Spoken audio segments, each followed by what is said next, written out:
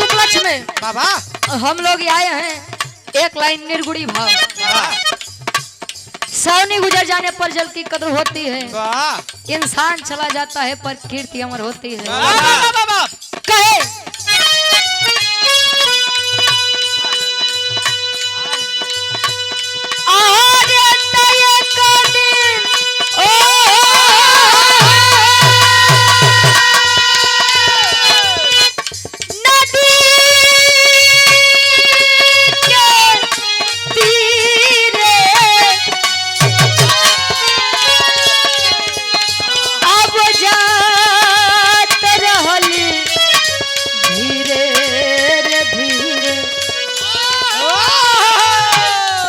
हम आखी देखनी, अरे तो हम आखी देखनी तो सुंदर शरीरिया यज्ञ में जार हो रहा। हम आखी देखनी सुंदर शरीरिया यज्ञ में जार हो रहा। हम आखी देखनी सुंदर शरीरिया यज्ञ में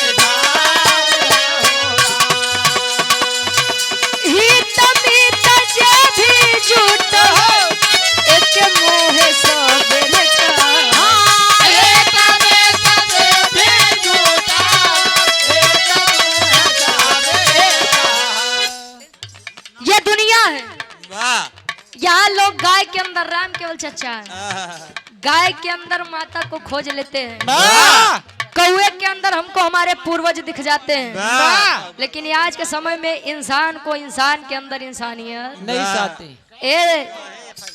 कहे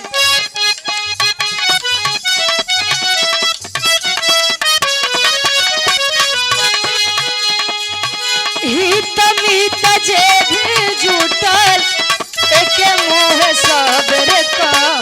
हित मित जे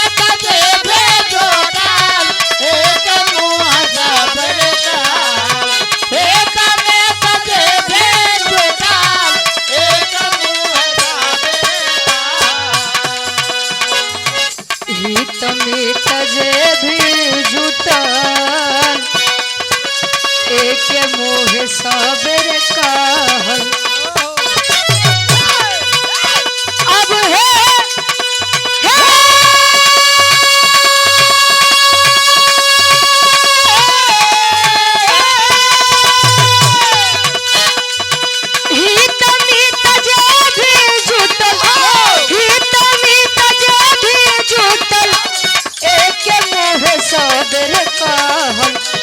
बेटा के मरले